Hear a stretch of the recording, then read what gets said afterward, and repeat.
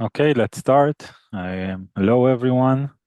Welcome to the Introduction to Kernel Plugin webinar by WinDriver.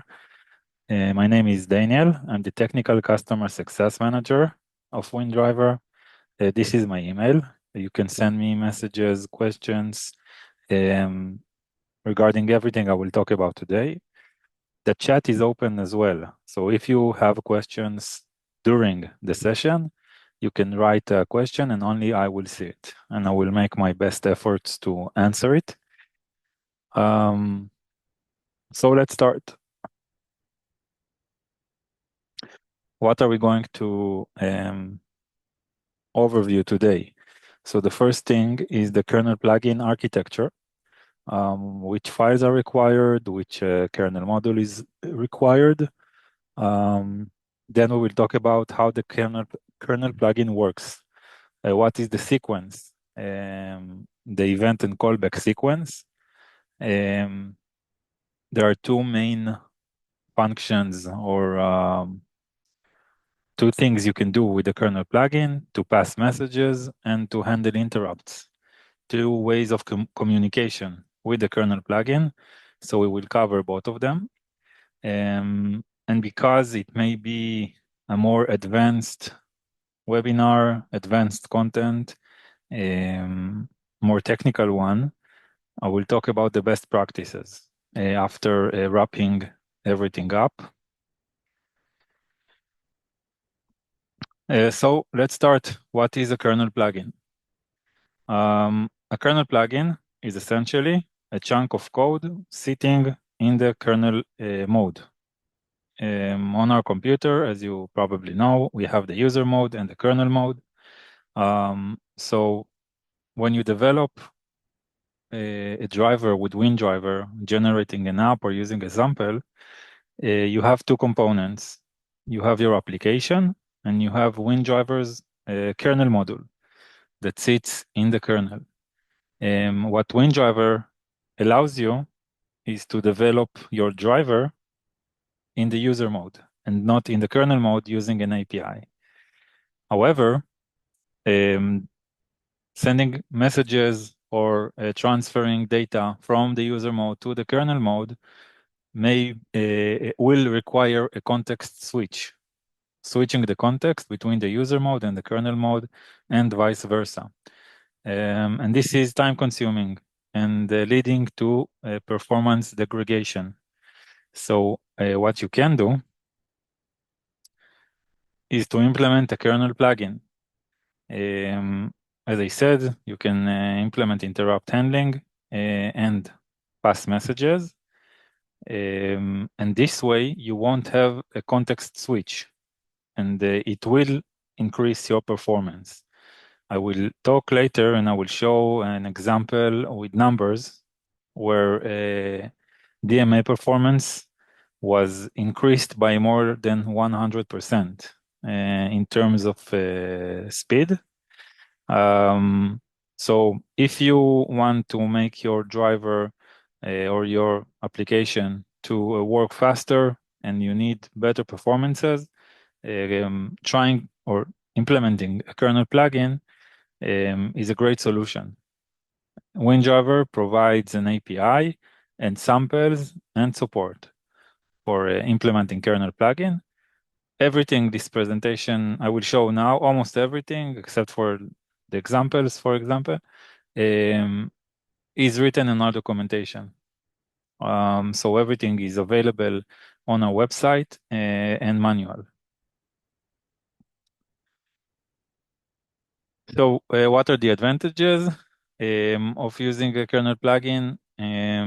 So the first thing, as I said, is better performance. If you use WinDriver's kernel plugin, okay, all the driver code is written and debugged in the user mode. The note here says that kernel code issue can often cause a crash or BSOD.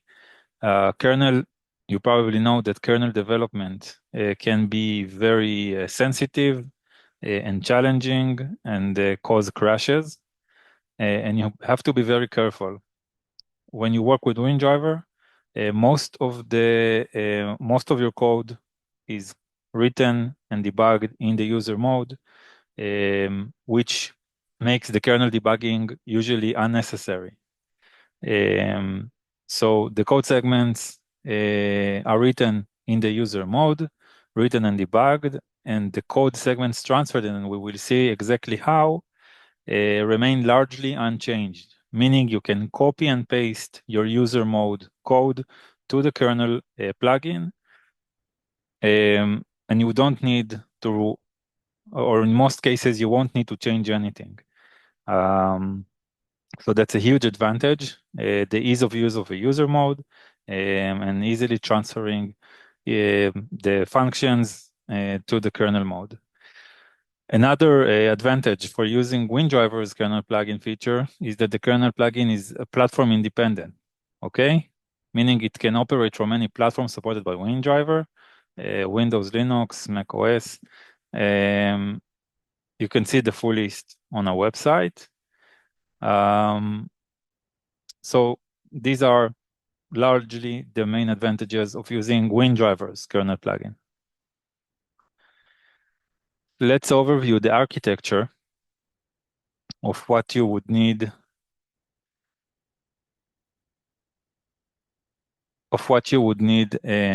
in order to create a kernel plugin. I will answer questions. I'll make a break and answer questions in chat, so I'm not ignoring. I will answer them shortly. What components do we need in order to use a kernel plugin? So as I said, usually you have your application and you have WinDriver's kernel module, and that is connecting to your hardware. With kernel plugin, you have a different application, and this is an important distinction. Why is that? Because the kernel plugin is a separated process, a separated application. It has its own code, meaning it needs to be initialized. It needs to be handled by the user application. So it is not embedded or implemented or merged into your driver. It is another process, another application that runs in the kernel mode. I will show you soon exactly which folders, in which folders it is being contained, and how to identify it. And it is important to say, I will not talk too much about how WinDriver works, because we have many webinars where I explain this, and we have a lot to cover here. So it may be advanced for some of you who are not familiar with WinDriver, but I can say that all of these components are automatically generated by WinDriver. The API, the kernel plugin, your user application, the kernel module. So all you have to do is modify and edit the code, and you have the skeletal code, the skeleton of this architecture. Okay, so you have the user mode or driver name application, you have the kernel module. By default, it's WinDRVR and WinDriver's version, or a renamed one, and the kernel plugin driver. And when we're talking about how to develop, or the steps of developing the kernel plugin, the first thing is to write a functioning and debugged user application in the user mode. Okay, this is the first process. You need to implement, again, if you're using WinDriver, the opening routine is already there, but you need to initialize your application, the functions, open the driver, verify the license, read and write, do whatever you want to do with your user application. Debug it and run it, okay, in the user mode until it is working flawlessly. Why is that? We said that writing code in the kernel mode can cause BSODs and crashes. It is very sensitive. So your application must work flawlessly in the user mode in order to transfer it to the kernel mode. Once you have a working, functioning, debugged user application, and you need to enhance performance, you start gradually porting the code to the kernel plugin. Okay, and gradually is important here as well. Do not copy and paste everything. Start adding more and more functionalities. See that nothing crashes. See that nothing blocks the routine, and so on. Um, and as we said, it is a different process or application, and it requires its own initialization. And we will see exactly how it looks like. I have a question here. Can we program PCIe registers in root complex like status register, etc.? Do this configuration loading take effect without restart? This is a general question. It's not about WinDriver.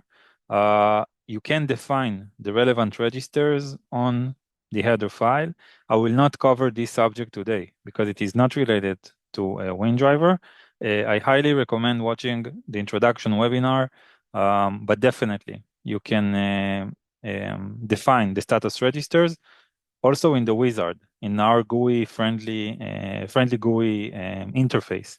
I will open the wizard soon, and you will be able to see exactly how and where.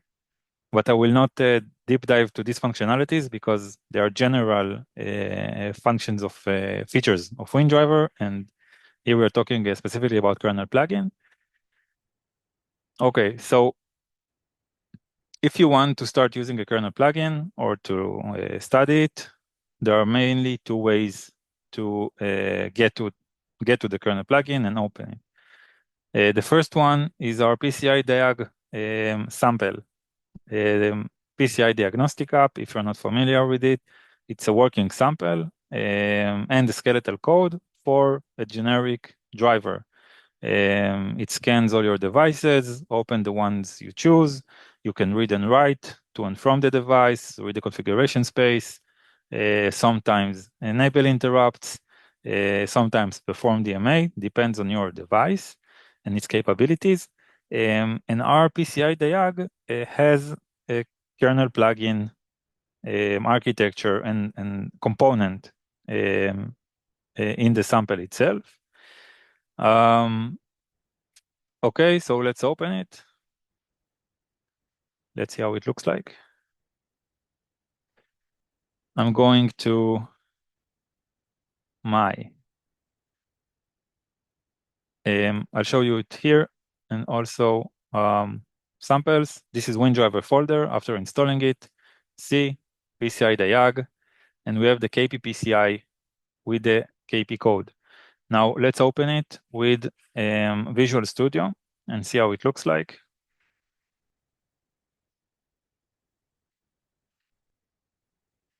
Okay.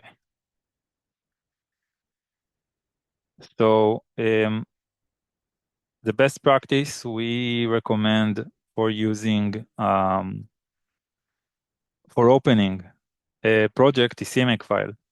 It is cross-platform. It is very convenient, and you don't need to do anything, basically. It's a very easy solution. So I'm opening the PCI diag. Let everything run. And here we can see the kernel plugin folder. Okay, so as you probably know, we have the PCI library. Okay, this is the main logic of my user app, not the kernel plugin, the user app. We have the header file. For the one who asked where you can define the registers, here. Here you define a lot of things. Part of them is the kernel plugin message status. I will talk about this specific component later. And so you have everything you need here. All the opening routine, the reading and writing as a skeletal code. You can run it, but I won't do it now. And I have the kernel plugin component, okay, the kppci.c. And here I have the parameters required to run the kernel plugin. Everything in green here is the actual documentation. So you don't need to skip to our to our website. You can just you can download WinDriver for free for 30 days, open the sample, you don't need to do anything else, and see the functions and how it is being done. And as I said, you can run, press the 5, it won't work because the license is not updated here. Checking for license. My license is not updated here, but this is just to show you how easy it is. Okay, I haven't done anything, I haven't generated anything, I haven't coded anything, but I can run this PCI diag with the kernel plugin component. And here you have, again, the sample code to see how it looks like. Let's continue. So this is one way to access the kernel plugin, a kernel plugin sample. Okay, you can create a global driver context and pass data to the kernel KP open function, implement a message to get the driver's version, and this is what we've seen. The message was the driver's version, and I will talk specifically about it soon. Showing your user mode can trigger specific actions and exchange data with the kernel plugin and handle interrupts, including in the sample, the kernel plugin sample, you can handle interrupts, including deferred processing, I will talk about it, that notifies the user mode application after every 5th interrupt. So this is one way to access a kernel plugin sample. Another way to do it, okay, if you go to what we talked about the version message is this one, okay? You can set here, when you call WDC, call kernel-plug, you define the messages here, and this message query the version of the kernel plugin. And we will see how the user mode calls it and what is the callback from the kernel plugin, how everything connects. And it's in the PCI lib.h. Another way to do it is by opening the wizard. So let's open the driver wizard. WinDriver, of course.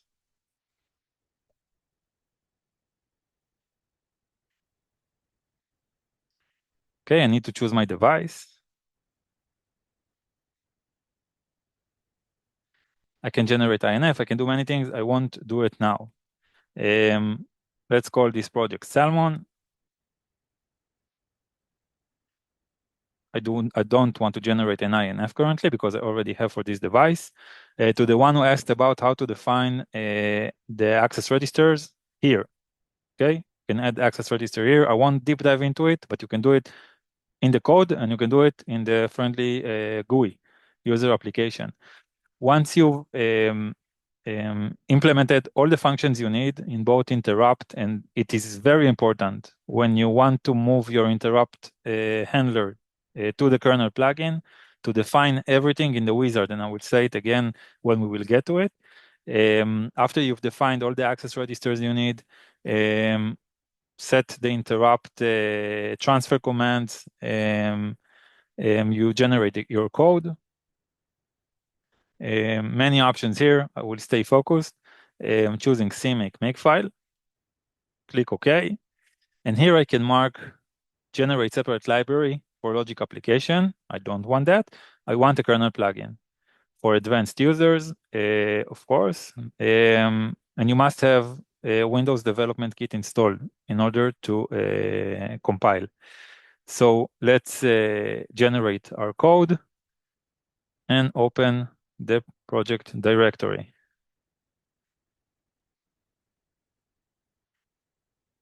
Now, if you are not familiar with WinDriver, this is how you generate a project. I'm working with 2 screens, so I need to drag it here. But here I have my project, Salmon. I have all the code that I've defined, all the skeletal code already here. And we have the kernel mode file, folder with file, KP Salmon, containing the kernel plugin functions. So this is the second way to get a kernel plugin code.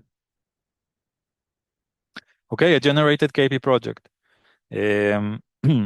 So you have the logic, You have the header file, and you have the diagnostic file that is essentially the GUI. Okay, it is the interface of the application. Now we're going to dive in technically a little bit deeper, and this is an important distinction I will talk about between high-level and low-level API. Generally, high-level API works from the user mode, low-level API from the kernel mode. The high-level API is relatively new. There are ways to do things with low-level API in kernel plugin. I will not talk about them. First of all, we don't have that much time. And second of all, we recommend working only with high-level APIs. They are much more convenient.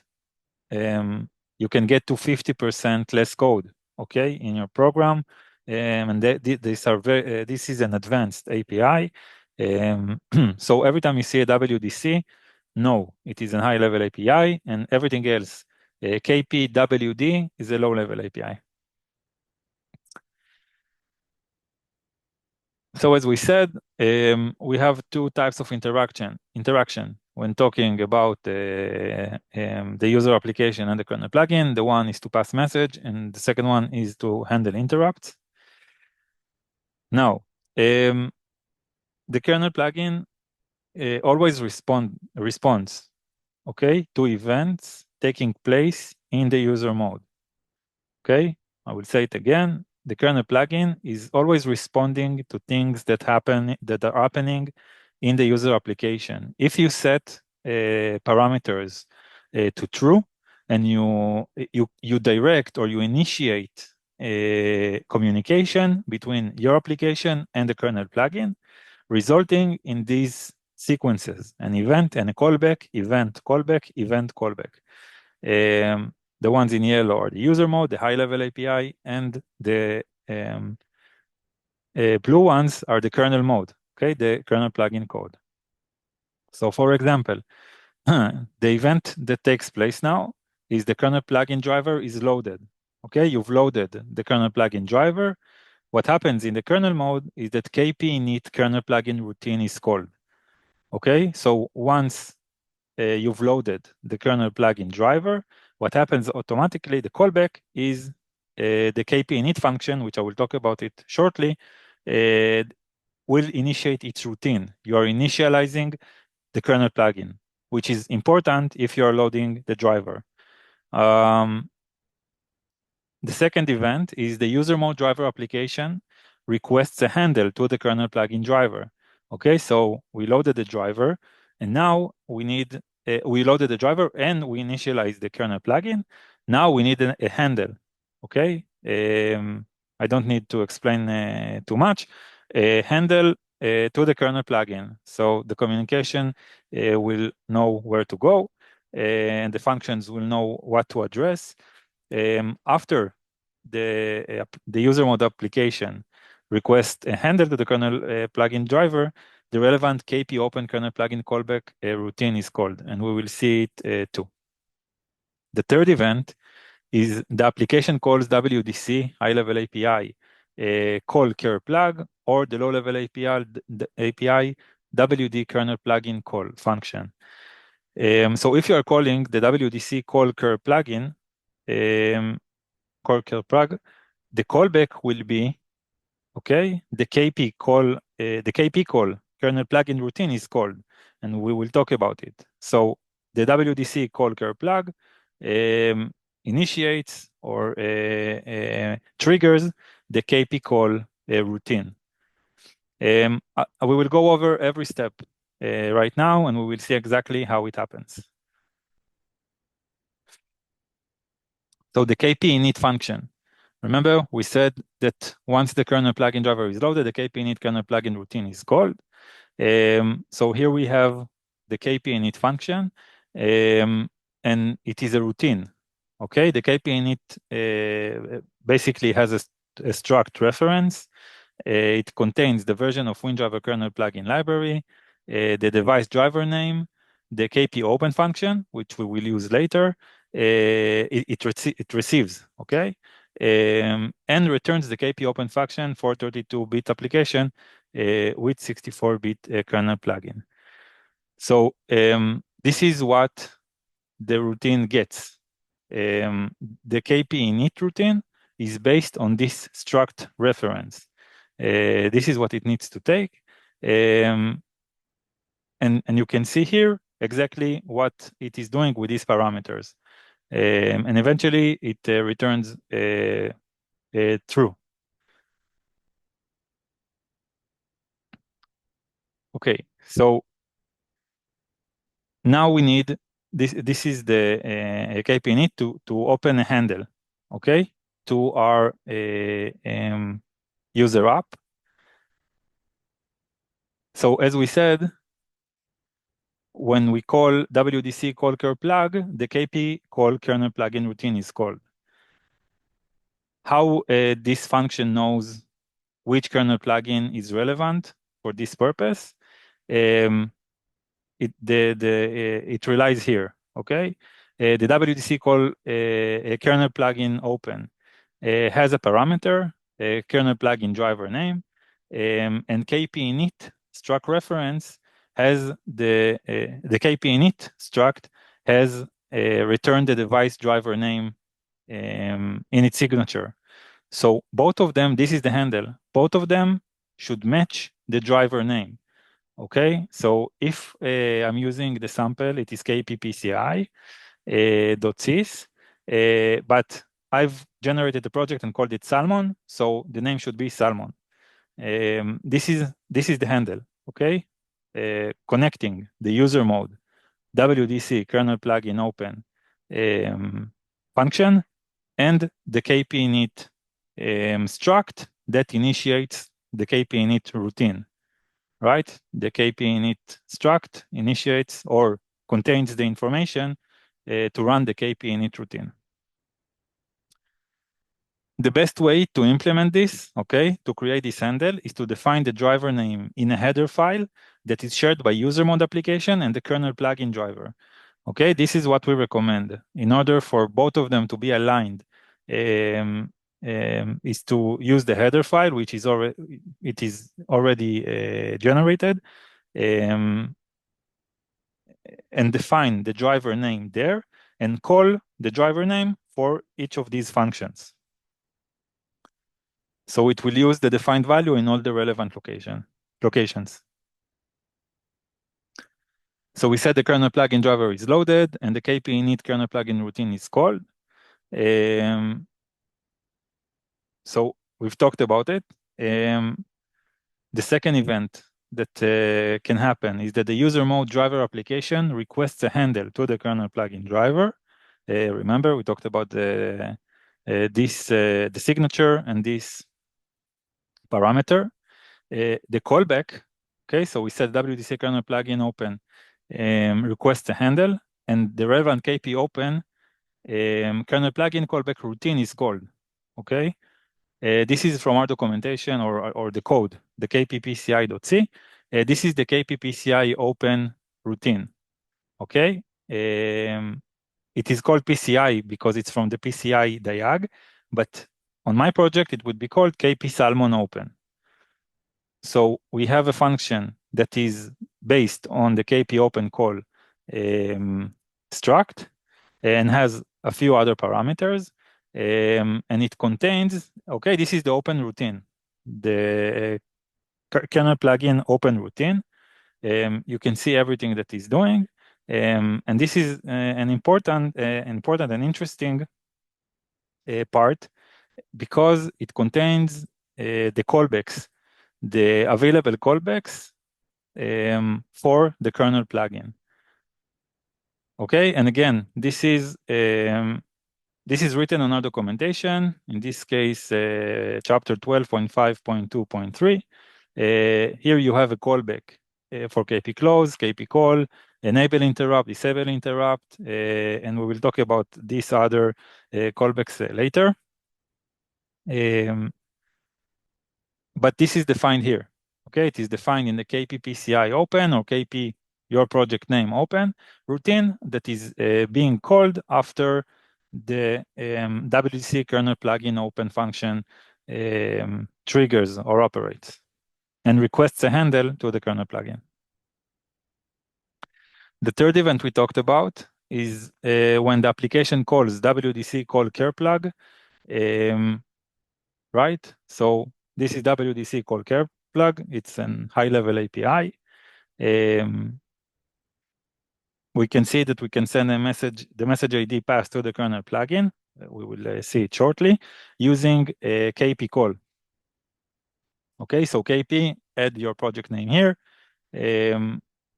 When you're calling, running WDC call care plug, it gets a handle and sends a message ID. This is the message ID we saw in the header file shortly, not long ago in the code. So it gets the name of the message and the number, and you can run it in the kernel plugin. Okay, this is the kernel plugin code. So this is being called from the user mode. This is the header file that contains the messages. In this case, one message, the version of the kernel plugin. You can add your messages here, and it is being called here. Okay, we have a case switch here. So in case the user mode application sends this message, get a version of the kernel plugin driver, and you can do whatever you want with it. But this is the way to pass messages. Okay, so when we talked about message passing, this is the best practice. Okay, the user mode application calls WDC call care plug, contains the message. The message is defined in the header file, and the KP code delivers it. Okay, the KP code uses it, the same one, and then executes the code in. This is the code in the kernel mode. Okay. Now this code was written, if we talk about best practice, was written prior to being transferred to the kernel plugin in the user mode. And we've seen it is working and it makes sense. And we were able to move it to the kernel plugin after we saw it won't crash or do anything we don't want. But let's say the routine, the flow, the sequence is to call WDC call care plug, define the message in a shared file, a header file, and then execute the code in the kernel mode. This way, it will. This is the whole meaning of the kernel plugin. It will run this code in the kernel by calling it from the user mode.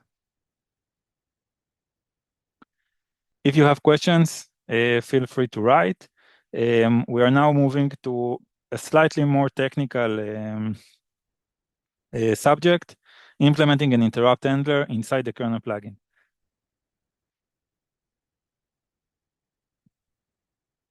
Let's start with a scheme that compares how an interrupt handler working with and without kernel plugin. So without the kernel plugin, as we said, we have our user app, our driver code, and the the kernel module. And the communication goes between the user mode and the kernel mode.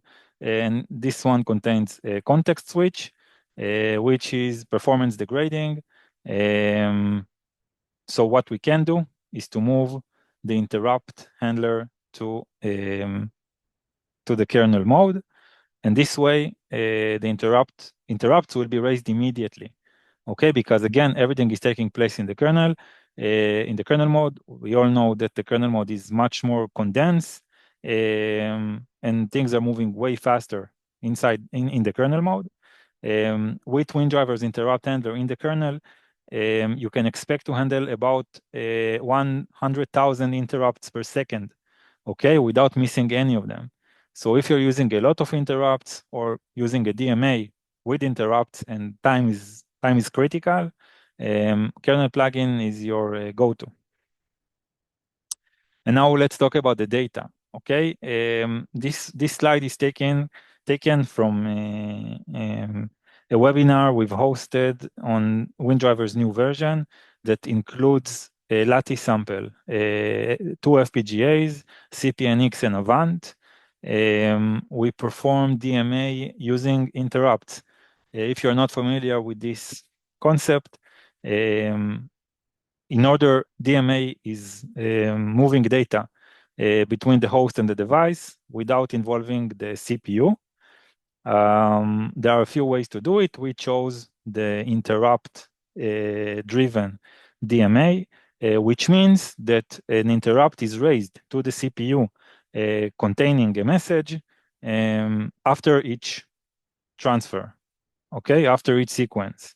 If we are talking about an extensive DMA, let's say 1,000, 5,000 DMAs performed, these are a lot of calls to the interrupt, okay?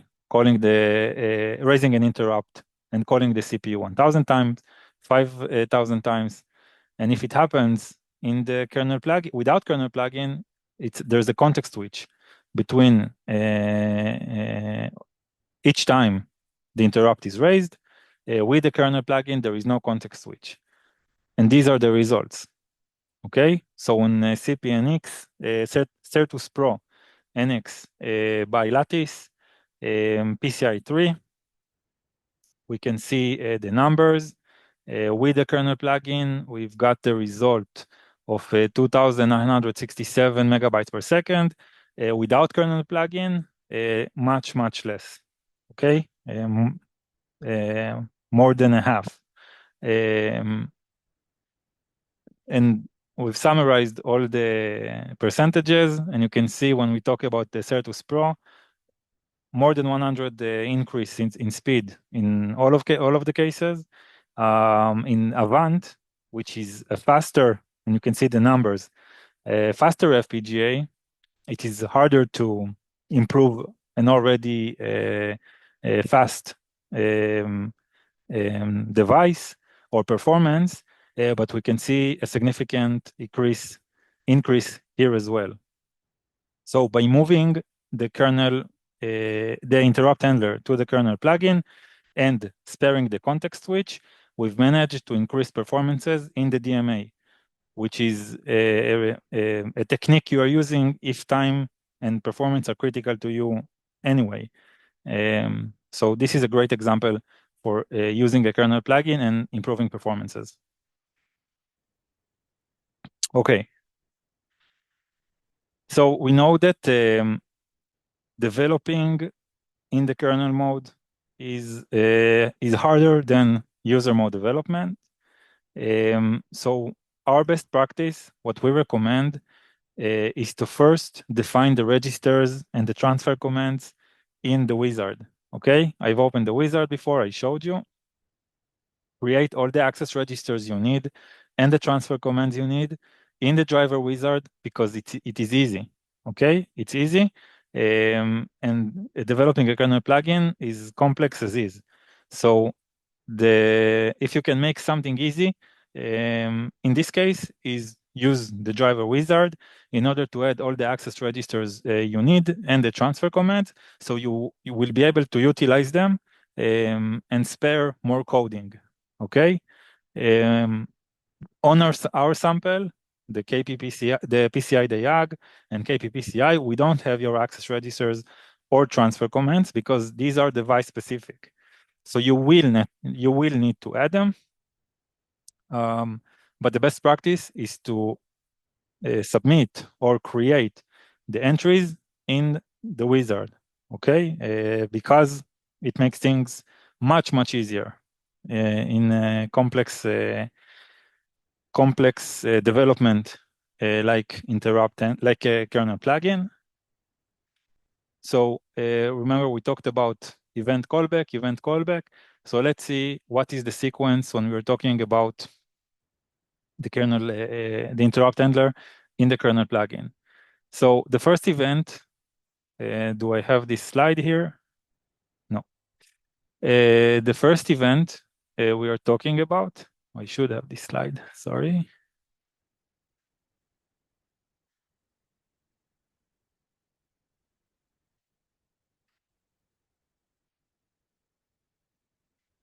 Let me just find it. It's important because I will cover the interrupt handler sequence, okay, which is important for our discussion. Okay, here I have it. I won't talk too much about this slide. We have an entire webinar. This is where this slide is from about an interrupt handler. But basically, the WDC int enable function does everything you need in order to have an interrupt handler. It initializes listening to interrupts, and once an interrupt is raised, it is being acknowledged.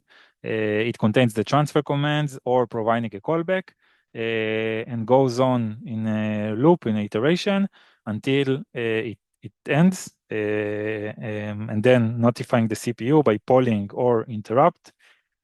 Sorry, this is DMA. Until it ends, the transfer commands on the callback, and we also have the WDC int disable function to disable the interrupt. So 2 functions is all you need in order to handle interrupts with WinDriver.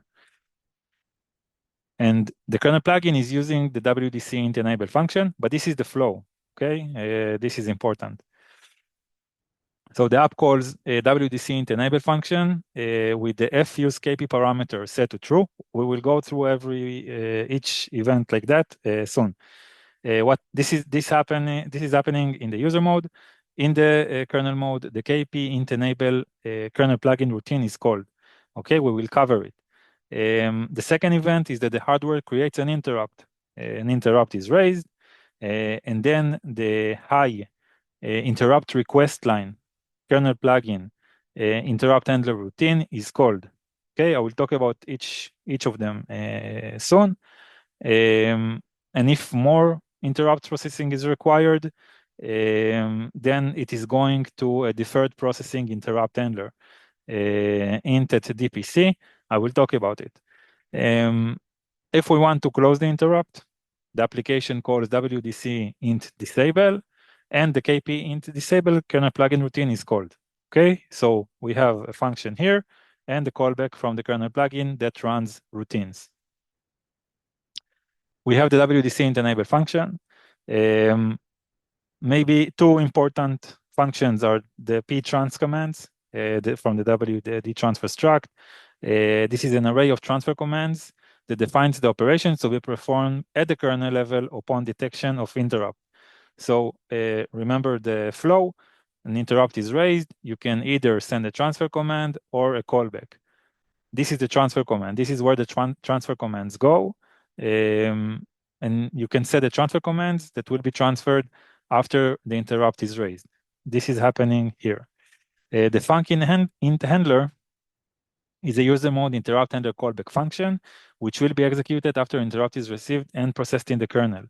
Okay, so this is a user mode interrupt handler callback function, and this is from the kernel.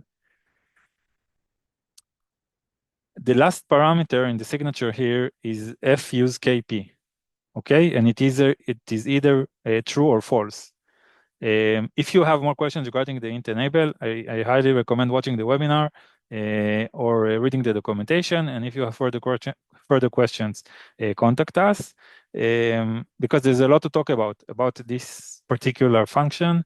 But we're here to talk about the kernel plugin. So if you want to use a kernel plugin, set this parameter to true. And we see that fuse KP, again, true. If it is true, the device kernel plugin driver runs the high interrupt request line, and it will be executed immediately when the interrupt is received, because as we said, it is in the kernel mode. I won't go through all of it because all of it is described here. We set fuse KP is true, WDC int enable is live, it is waiting for interrupts, and an interrupt is raised. Okay, what happens next?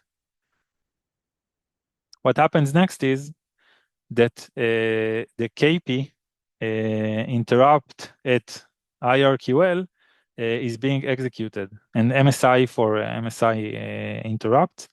So this is how the function looks like. It is the kernel plugin code, a kernel plugin function. And these are being executed. The transfer command is being executed in the high IRQL. What is the high IRQL?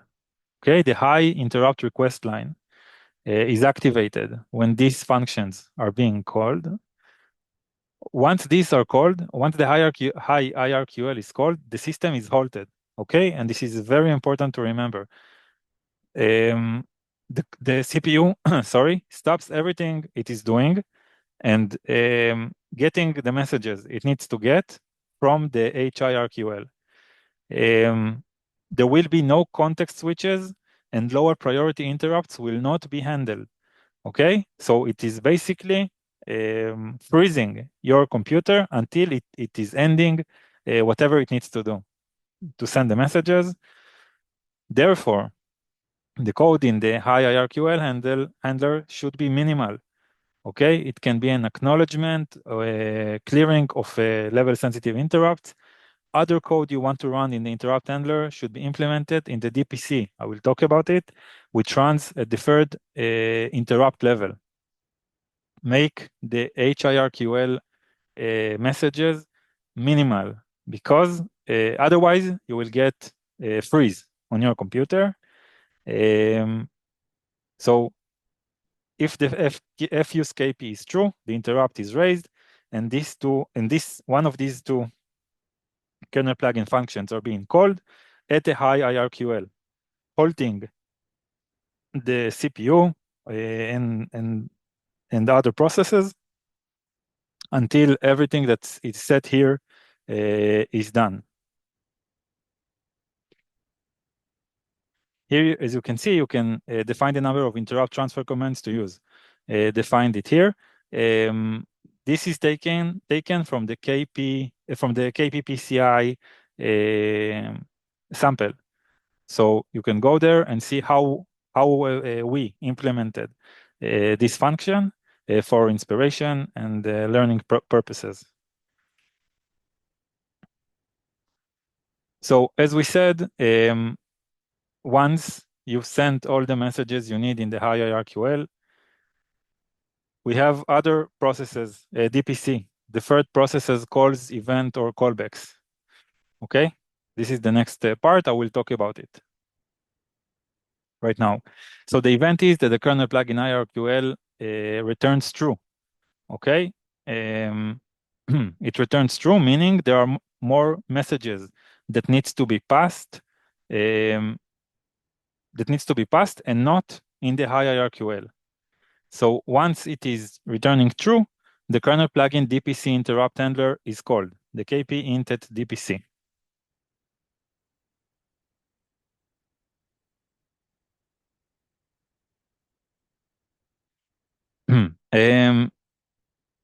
The second event is the DPC interrupt handler returns a value greater than 0, okay? Meaning more messages are needs to be transferred.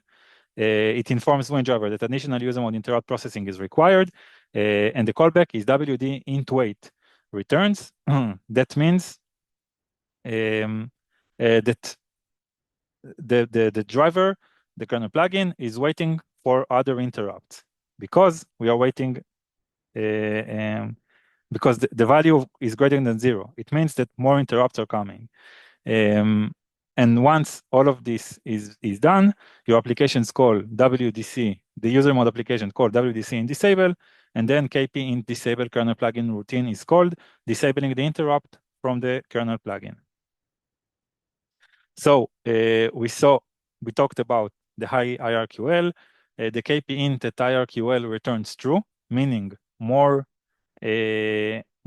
interrupts are coming. Okay, and it invokes the KP and int at DPC with all the other messages. In this case, we don't have these messages, but these interrupts can be taken care of after the IRQA line has been handled. And here, in this part, it is not clogging or halting the system. Now, you can handle the other interrupts in the kernel plugin, okay? Not in the hierarchical, but in the DPC. And you can also delegate additional interrupt handling to user mode, okay? So you can part of the interrupts to handle in the hierarchical, part of it in the DPC, and the remaining interrupts can be handled in the user mode. Okay, return to user mode, and according to the DPC return value, the other interrupts will be handled in the user mode. So let's have a recap of everything we talked about. The first thing we need to do in order to create a kernel plugin is to prepare, add the functions and parameters of the device in the code or in the wizard. We highly recommend to do it in the wizard. Generate a code with the driver wizard. We saw how it is being done. Finalize, complete the development and debugging of your application. It must be done before even thinking about the kernel plugin. Then you go to the kernel plugin code and gradually add the user mode functionalities to the KP code, okay? And set it the way you want. Then you can incorporate and implement advanced functionalities like interrupt handler and IRQL, interrupt request line, and so on, as we talked about now. And the last part is to distribute.